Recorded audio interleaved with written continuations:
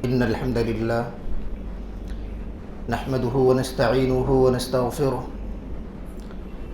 ونعوذ بالله من شرور أنفسنا ومن سيئات أعمالنا من يهده الله فلا مضل له ومن يضلله فلا هادي له وأشهد أن لا إله إلا الله وحده لا شريك له وأشهد أن محمدا عبده ورسوله أما بعد فإن خير الحديث كتاب الله وخير الهدي هدي محمد صلى الله عليه وسلم وشر الأمور محدثاتها وكل محدثة بدعة وكل بدعة ضلالة وكل ضلالة في النار.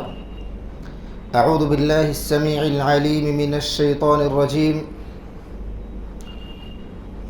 يا أيها الذين آمنوا اتقوا الله حق تقاته ولا تموتن إلا وأنتم مسلمون. يا أيها الناس اتقوا ربكم الذي خلقكم من نفس واحدة وخلق منها زوجها وبث منهما رجالا كثيرا ونساء واتقوا الله الذي تساءلون به والأرحام إن الله كان عليكم رقيبا. يا أيها الذين آمنوا اتقوا الله وقولوا قولا سديدا يصلح لكم أعمالكم ويغفر لكم ذنوبكم ومن يطع الله ورسوله فقد فاز فوزا عظيما. محترم سامعین، حاضرین جمعہ، بزرگوں، نوجوان ساتھیوں، سب سے پہلے تشکر و امتنان کے تمام حسین کلمات اس وحدہ لا شریک خالق کائنات مالک ارض و سما کے لیے لائق اور مناسب ہے، جو ہمارا، آپ کا اور ساری کائنات کا اکیلا خالق ہے، مالک ہے، رازق ہے، مشفق ہے، مربی ہے اور پالنہار ہے۔ بعدہ درود و سلام کی ڈالیاں نچھاور ہوں تمام انبیاء کرام پر، بالخصوص اس کے آخری نبی احمد مجتبیٰ محمد مصطفیٰ صلی اللہ علیہ وسلم پر، جنہوں نے اللہ رب العالمین کے بندوں تک اللہ رب العالمین کے پیغام کو بحسن و خوبی پہنچایا، اور وہ ذات مقدسہ مبارکہ مطہرہ کی رب کائنات نے جنہیں رحمت کائنات بنا کر کے اس دار فانی کے اندر بھیجا۔ محترم سامعین، اللہ رب العالمین قرآن مجید کے اندر یہ ارشاد فرماتا ہے وَذَكِّرْ فَإِنَّ الذِّكْرَى تَنفَعُ الْمُؤْمِنِينَ، یعنی اے نبی پاک صلی اللہ علیہ وسلم، آپ لوگوں کو نصیحت کریں، اس لیے کہ نصیحت ایمان والوں کو نفع پہنچاتی ہے۔ یہ آیت کریمہ صاف طور پر ہمیں یہ بتلا رہی ہے کہ نصیحت کی باتیں قبول کرنے کے لیے دلوں کے اندر ایمان کا ہونا ضروری ہے۔ جس دل میں ایمان نہیں ہوتا وہ دل نصیحت کی باتیں، اللہ رب العالمین کی باتیں، اللہ کے رسول کی باتیں قبول نہیں کر سکتا۔ اسی لیے اللہ رب العالمین نے فرمایا آپ نصیحت کریں، نصیحت ایمان والوں کو فائدہ پہنچاتی ہے اور ایمان والوں کے لیے فائدہ مند ہوتی ہے۔ آج میں آپ حضرات کے سامنے ایک نصیحت کرنا چاہتا ہوں، اور وہ نصیحت ایسی ہے کہ اگر ہم نے اس نصیحت پر عمل کرنے کی کوشش کی اور اگر ہم نے بغور اس نصیحت کو سنا تو شاید اللہ رب العالمین سے ہماری جو دوری ہے، اللہ رب العالمین سے ہمارا کٹا ہوا جو رشتہ ہے، جو ناطہ ہے، وہ شاید اللہ رب العالمین سے زبردست مضبوط ہو جائے اور جڑ جائے۔ اللہ رب العالمین فرماتا ہے اقترب للناس حسابهم وهم فی غفلۃ معرضون، لوگوں کے حساب کا وقت بالکل قریب آ چکا ہے اور لوگوں کی حالت یہ ہے کہ وہ غفلت میں پڑے ہوئے اعراض کر رہے ہیں۔ میرے بھائیوں، آپ غور کریں، اپنی پوری زندگی کے اوپر نظر دوڑائیں اور ایک لمحے کے لیے سوچیں کہ سڑکوں پر دوڑتی ہوئی گاڑیاں، ان گاڑیوں کی بجتی ہوئی سیٹیاں اور سڑکوں کے اوپر ہو رہے شور اور شرابے اور ہنگامے، اسی طریقے سے انسان جو سڑکوں پر دوڑ رہا ہے، تو سڑکوں پر دوڑتا ہوا انسان مسجدوں سے دور رہتا ہوا ایک مسلمان، خالی مسجدیں، ویران مسجدیں اور غیر آباد وضو خانے اور آباد مزارات وغیرہ، یہ ساری کی ساری چیزیں اس بات پر دلالت کر رہی ہیں کہ ہمارا رشتہ، ہمارا ناطہ اللہ رب العالمین سے کتنا مضبوط اور کتنا کمزور ہے۔ آپ یقین کریں کہ اگر ہمارا رشتہ، ہمارا ناطہ اللہ رب العالمین سے اگر مضبوط ہوتا تو آج ہماری مسجدیں صرف جمعہ کے دن آباد نہیں ہوتی، صرف جمعہ کے دن مصلی حضرات جمع نہیں ہوتے، بلکہ پانچوں وقت ہماری مسجدیں آباد ہوتی۔ ہماری مسجدوں کے میناروں سے ہمیشہ جو آوازیں آتی ہیں، ان آوازوں پر لبیک کہنے کے لیے بہت سارے مسلمان تیار ہوتے، لیکن افسوس کہ ہم نے اللہ رب العالمین کی اس صدا پر اور کامیابی کی اس آواز پر ہم نے لبیک نہ کہا، تو آج ہماری مسجدیں ویران اور بازار آباد، اسی طریقے سے مزارات وغیرہ بھی آباد ہو رہے ہیں۔ یہ ایک سوچنے کا مقام ہے میرے بھائیوں کہ ہم اللہ رب العالمین سے کتنا دور جا چکے ہیں، ہم اللہ رب العالمین کی کتنی زیادہ نافرمانیاں کر رہے ہیں۔ ہمیشہ، ہر پل، ہر آن، ہر لمحے، ہر سیکنڈ، ہر منٹ ہم اللہ رب العالمین کی نافرمانی کر رہے ہیں۔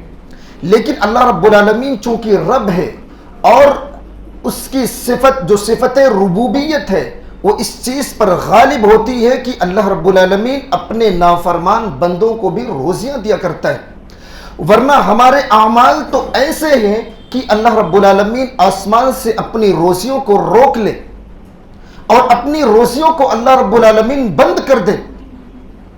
ہمارے اعمال اس لائق نہیں کہ ہم اللہ رب العالمین کے سامنے ہاتھ اٹھا سکیں، لیکن اللہ رب العالمین جو کہ رحمان ہے، اللہ رب العالمین جو کہ رحیم ہے، وہ اپنی رحمت سے، اپنے فضل سے، اپنے کرم سے ہم کو اور آپ کو نوازتا رہتا ہے۔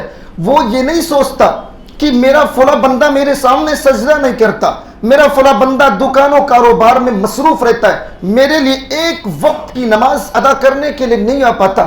اللہ کی قسم میرا رب یہ کبھی نہیں سوچتا۔ اگر اللہ رب العالمین صرف یہ سوچے کہ میرا بندہ میری عبادت نہیں کر رہا، میری نافرمانی کر رہا ہے، اس کی وجہ سے اگر اللہ رب العالمین آسمان سے روزی کو روک لے، تو پھر اللہ رب العالمین کی صفت ربوبیت جو ہے وہ صادق نہیں آتی ہے اللہ رب العالمین کے اوپر۔ تو میرے بھائیوں، آئیے آیت کریمہ کے اوپر غور کرتے ہیں۔ اقترب للناس حسابهم وهم فی غفلۃ معرضون، لوگوں کے حساب کا وقت بالکل قریب آ چکا ہے اور لوگ اپنے حساب سے غافل اور اعراض کرنے والے، اعراض میں پڑے ہوئے ہیں۔ یہاں پر لوگوں کی دو حالتیں بیان کی گئی ہیں، ایک یہ کہ غفلت میں پڑنا اور یہ کہ اعراض کرنا۔ غفلت میں پڑنا یہ ہے کہ انسان مقصد زندگی یا مقصد تخلیق کو فراموش کر دیتا ہے اور وہ جانتے ہوئے بھی مقصد تخلیق کو کما حقہ ادا نہیں کرتا۔ مثال کے طور پر ہمیں معلوم ہے کہ ہمیں نمازیں ادا کرنی ہے، ہمیں معلوم ہے کہ ہمیں اللہ رب العالمین کی عبادت کرنی ہے، ہمیں معلوم ہے کہ ہمیں اس سر کو اللہ رب العالمین کے آگے جھکانی ہے، لیکن انسان غفلت میں پڑا رہتا ہے اور ان تمام چیزوں سے بیزار رہتا ہے۔ یہ غفلت ہے۔ اور اس سے بھی بڑی چیز اور سب سے خطرناک چیز جو ہے وہ اعراض کرنا ہے۔ اعراض کرنا یہ ہے کہ ایک خطیب، ایک ناصح، ایک مقرر، ایک عالم آپ کے سامنے قرآن کی باتیں بتاتا ہے، آپ کے سامنے احادیث رسول بیان کرتا ہے، آپ سنتے ہیں، آپ سمجھتے ہیں، لیکن ایک کان سے سن کر کے دوسرے کان سے نکال دیتے ہیں، یہ اعراض کرنا ہے۔ اور اگر کوئی انسان اللہ رب العالمین کی آیتوں کو سن کر کے اس سے اعراض کرتا ہے، احادیث رسول کو سن کر کے اس پر عمل نہیں کرتا، تو یہ اعراض ہے اور گویا کہ وہ اللہ رب العالمین کے عذاب کو دعوت دے رہا ہے۔ ہمیں اور آپ کو مقصد تخلیق کو پہچاننا ہوگا۔ مقصد تخلیق کو فراموش کر کے ہم اپنی زندگی اچھی طریقے سے نہیں جی سکتے، ہم اللہ رب العالمین کی عبادت اچھی طریقے سے نہیں کر سکتے۔ مقصد تخلیق ہماری کیا ہے؟ اللہ رب العالمین نے ہمیں اور آپ کو صرف اپنی عبادت کے لیے پیدا کیا۔ وَمَا خَلَقْتُ الْجِنَّ وَالْإِنسَ إِلَّا لِيَعْبُدُونَ۔ اللہ رب العالمین فرماتا ہے کہ میں نے انسانوں اور جناتوں کو محض اپنے عبادت کے لیے پیدا کیا، صرف اپنی عبادت کے لیے پیدا کیا، میری عبادت کے علاوہ کوئی اور کام نہیں میرے بندوں کا۔ لیکن میرے بھائیوں مجھے معاف کرنا کہ آج ہم نے سب سے پہلے اگر کسی چیز کو فراموش کیا تو مقصد تخلیق ہے۔ ہم نے مقصد تخلیق کو پہچانا ہی نہیں، ہم نے اپنی پیدائش کے مقصد کو جانا ہی نہیں کہ اللہ رب العالمین نے ہمیں پیدا کیوں کیا ہے، اللہ رب العالمین نے ہمیں زمین پر بھیجا کیوں ہے۔ ہم نے مقصد تخلیق کو فراموش کر کے ہم نے اپنے آپ کو کاروبار میں مصروف کر لیا، ہم نے اپنے آپ کو دنیاوی چیزوں میں مشغول رکھا اور اللہ رب العالمین کی عبادت سے اعراض کر رہے ہیں، اللہ رب العالمین کی عبادت سے منہ موڑ چکے ہیں۔ میرے بھائیوں کہ اب غور کریں، آپ سوچیں کہ کیا اللہ رب العالمین نے ہمیں دنیا میں صرف روزی کمانے کے لیے بھیجا؟ کیا اللہ رب العالمین نے ہمیں صرف دنیا کے اندر مال کمانے کے لیے بھیجا؟ کیا اللہ رب العالمین نے دنیا کے اندر ہمیں صرف اس لیے بھیجا کہ میرے بندو جاؤ تم دنیا کے اندر عیش کرو، عشرت کرو، سکون سے جیو، آرام کرو اور اس کے بعد میرے پاس چلے آنا؟ میرے بھائیو دنیا یہ دارالعمل ہے، اس جگہ آپ عمل کریں حساب نہیں ہوگا۔ اس دنیا کے اندر آپ کو صرف نیک اعمال کرنے ہیں، اچھے اور بہترین اعمال کرنے ہیں، یہاں پر آپ کو حساب نہیں دینا ہے۔ کل قیامت کے دن آپ کا صرف حساب ہوگا، کوئی عمل کرنے کا چانس نہیں ہوگا۔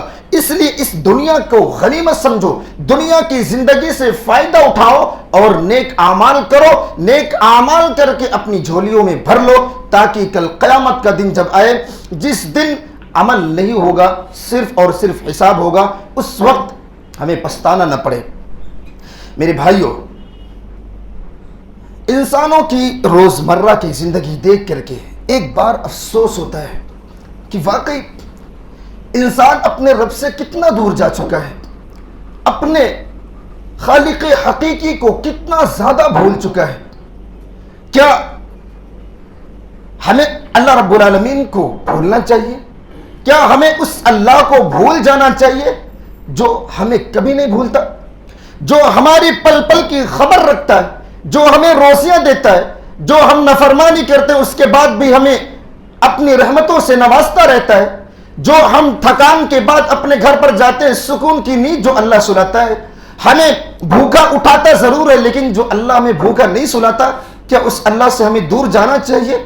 یقیناً نہیں۔ میرے بھائیوں اگر ہم نے اللہ سے اپنا رشتہ توڑا، اگر اللہ رب العالمین کی گھروں سے ہم نے اپنے آپ کو دور کیا، اگر اللہ کے سامنے ہم نے اپنے ماتھے کو نہیں ٹکایا، تو آپ یقین جانو پوری دنیا کے اندر آپ کو عزت نہیں مل سکتی۔ اگر آپ عزت چاہتے ہو تو اللہ کے سامنے آنا پڑے گا، اللہ کے دربار میں آ کر کے اپنے سر کو جھکانا پڑے گا، اس پیشانی کو اللہ رب العالمین کے سامنے جھکانا پڑے گا اور اللہ کے سامنے یہ اعتراف کرنا پڑے گا کہ اے اللہ دنیا کی ساری عزتیں تیرے قدموں میں ہیں، اے اللہ اگر تو جسے چاہے اسے عزت کا تاج پہنا دے اور جسے چاہے تو ذلت و رسوائی کی عمیق غار میں ڈھکیل دے۔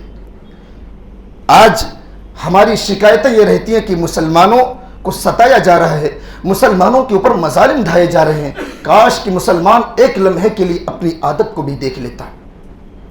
ساری برائیاں ایک مسلمان کے اندر پائی جاتی ہیں، کون سی ایسی برائی ہے جو ایک مسلمان نہیں کرتا؟ ایک مسلمان دھوکہ نہیں کر سکتا تھا لیکن آج مسلمان دھوکہ کرتا ہے، ایک مسلمان وعدہ خلافی نہیں کر سکتا تھا لیکن انسان آج وعدہ خلافی کر رہا ہے۔ اور سب سے بڑی چیز جو میرے بھائیوں ایک مسلمان کے لیے جو زیبا تھی، جو لائق تھی، جو مناسب تھا، وہ یہ تھا کہ انسان اپنے رب کو نہ بھولے۔ انسان نے جب اپنے رب کو بھلایا تو اس سے بڑی اور بے شرمی اور بے غیرتی کی بات کیا ہو سکتی ہے کہ انسان نے اپنے پیدا کرنے والے، اپنی روزی دینے والے اللہ کو بھلا دیا۔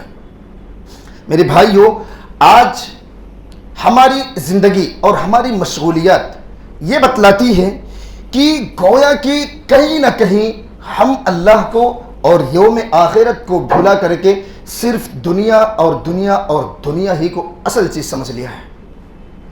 میں آپ کے سامنے دنیا کی زندگی کیا ہے اس کو ایک لفظ میں بیان کرنا چاہتا ہوں، شاید دنیا کی حقیقت آپ کو سمجھ میں آ جائے۔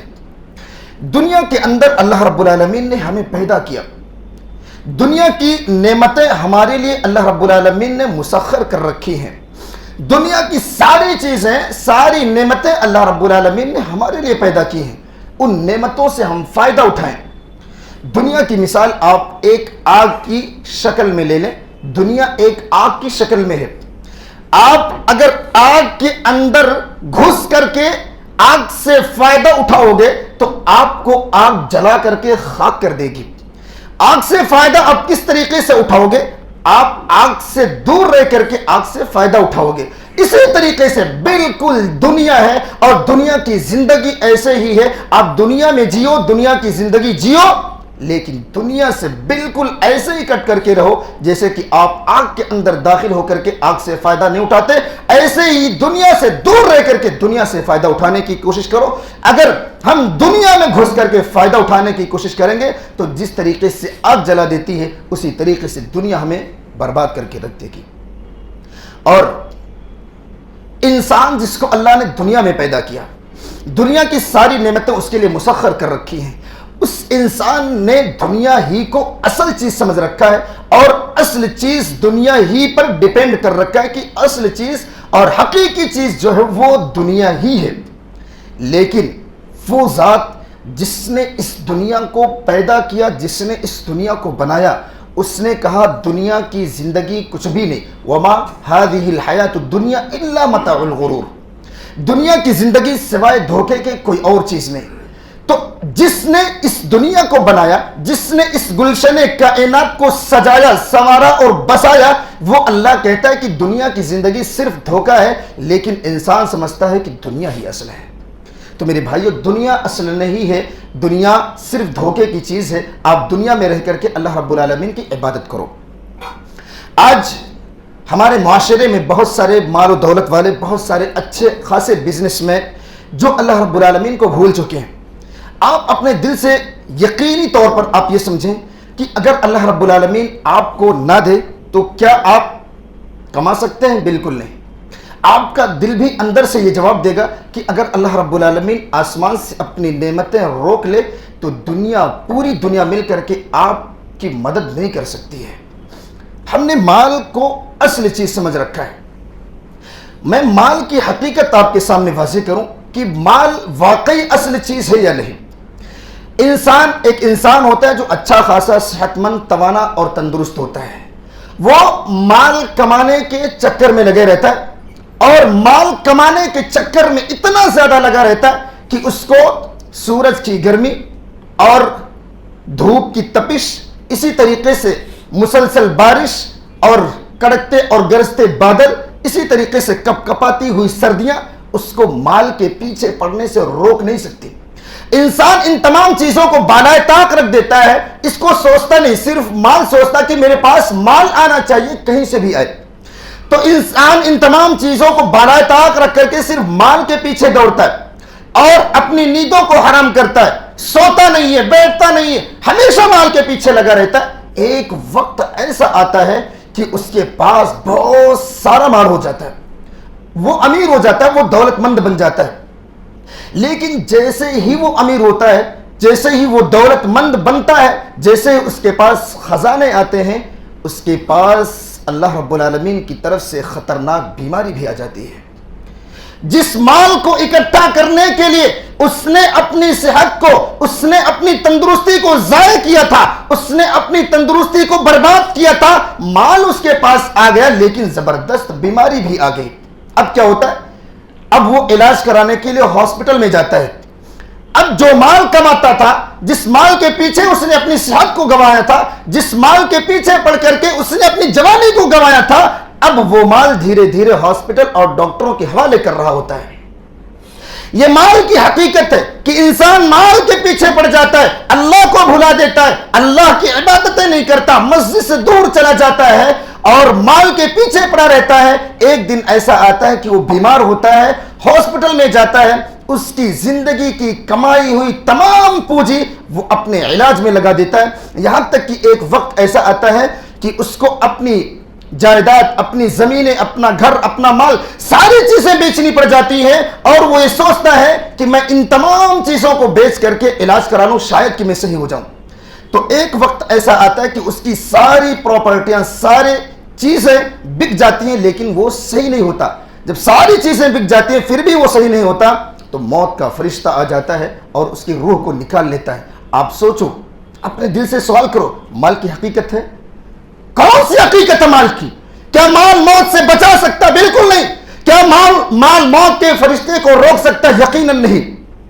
آپ کے لیے شداد، قارون، فرعون، حامان، نمرود، ان تمام مالداروں اور ان تمام لوگوں کے لیے بہترین عبرت اور نصیحت ہے۔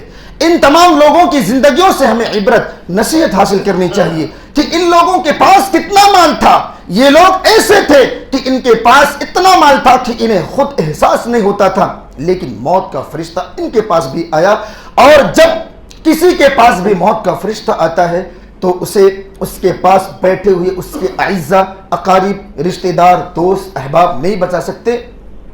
اسی طریقے سے اس کا مال بھی اس کو نہیں بچا سکتا، جس مال کے پیچھے پڑ کر کے اس نے اپنی پوری زندگی لگائی تھی، پوری زندگی گنوائی تھی، وہ مال بھی اس کے سامنے پڑا رہتا ہے، یا یہ کہ اس کے سامنے ہی ختم ہو جاتا ہے۔ اللہ رب العالمین دنیا ہی میں اس کو مال کی حقیقت دکھا دیتا ہے کہ جس مال کے پیچھے پڑ کر کے تو نے میری عبادت سے روگردانی کی تھی، تو نے نمازیں چھوڑی تھی، تو یہ سوچ رہا تھا کہ اگر میں نماز پڑھنے کے لیے چلا جاؤں گا تو میرا کاروبار رک جائے گا، میرے گراہک ٹوٹ جائیں گے، میرے مال میں کمی آ جائے گی۔ دیکھ، تیرے سامنے اس مال کی حقیقت میں دکھا رہا ہوں، تیرا مال آج تیرے کام کچھ بھی نہیں آئے گا۔ تو میرے بھائیوں، اللہ رب العالمین نے ہمیں صرف اور صرف اپنی عبادت کے لیے پیدا کیا ہے۔ ہم اللہ رب العالمین کی عبادت کے لیے وقت کو نکالیں، ایسا نہ کریں کہ اللہ رب العالمین کی عبادت کو بالائے طاق رکھ دیں اور اصل زندگی ہم مال کو سمجھ لیں، اصل زندگی ہم دنیا کی زندگی کو سمجھ لیں۔ اصل زندگی یہ نہیں، اصل زندگی یہ ہے کہ ہم اس دنیا کے اندر اپنے پیدا کرنے والے خالق، اپنے رازق، اپنے مالک کو ہم راضی کر لے جائیں، تاکہ کل قیامت کا دن ہو تو اللہ رب العالمین حالت رضا میں ہم سے ملاقات کرے اور ہمیں بھی اللہ رب العالمین جنت الفردوس میں جگہ عطا فرمائے۔ میرے بھائیوں، آئیے ہم سب مل کر کے دعا کرتے ہیں کہ اے اللہ رب العالمین، آج تک ہم سے جو غلطیاں ہوئیں، جو کوتاہیاں ہوئیں، اے اللہ رب العالمین ہم اپنی غلطیوں پر، اپنی کوتاہیوں پر نادم ہیں، شرمندہ ہیں۔ اللہ رب العالمین تو ہماری خطاؤں کو معاف فرما دے۔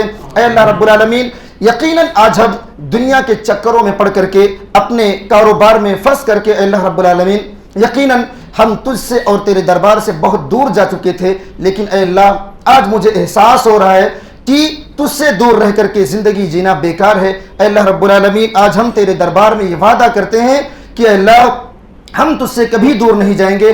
ہم اگر اس سر کو جھکائیں گے تو اللہ تیرے سامنے جھکائیں گے۔ اے اللہ رب العالمین، اگر یہ دونوں ہاتھ اگر سوال کرنے کے لیے اٹھیں گے تو اے اللہ صرف اور صرف تیرے سامنے اٹھیں گے۔ اے اللہ رب العالمین، جب بھی ہم مدد مانگیں گے تو اللہ رب العالمین صرف اور صرف تجھ سے مانگیں گے۔ اے اللہ رب العالمین، تو ہماری غیب سے امداد فرما۔ اے اللہ رب العالمین، ہم یقیناً خطا کار ہیں، گنہگار ہیں، اللہ رب العالمین ہم مجرم ہیں، لیکن اللہ رب العالمین ہم تیرے پیارے نبی جناب محمد رسول اللہ صلی اللہ علیہ وسلم کی امت میں سے ہیں۔ اے اللہ رب العالمین ہماری خطاؤں کو، ہماری لغزشوں کو اللہ رب العالمین معاف فرما۔ اے اللہ رب العالمین، تو ہمیں پکا اور سچا نمازی بنا دے۔ اے اللہ رب العالمین، اگر ہم سے کہیں کوتاہی ہوئی ہے، غفلت ہوئی ہے تو اے اللہ رب العالمین تو اپنے فضل و کرم سے ہمیں معاف فرما۔ اے اللہ رب العالمین اپنے دربار میں ہمیں آنے کی توفیق عطا فرما۔ اے اللہ رب العالمین تو ہمارے ٹوٹے پھوٹے اعمال سے تو راضی ہو جا۔ اللہ رب العالمین یقیناً ہمارے اندر اتنی طاقت نہیں کہ ہم کما حقہ تیری عبادت کر سکیں، لیکن اے اللہ جو بھی ٹوٹی پھوٹی عبادتیں ہم تیری کر رہے ہیں، اے اللہ رب العالمین تو بڑا ہے۔ اے اللہ رب العالمین تیرے بڑکپن کا تجھے واسطہ ہے۔ اللہ رب العالمین ہماری ٹوٹی پھوٹی عبادتوں کو قبول فرما، آمین۔ السلام علیکم۔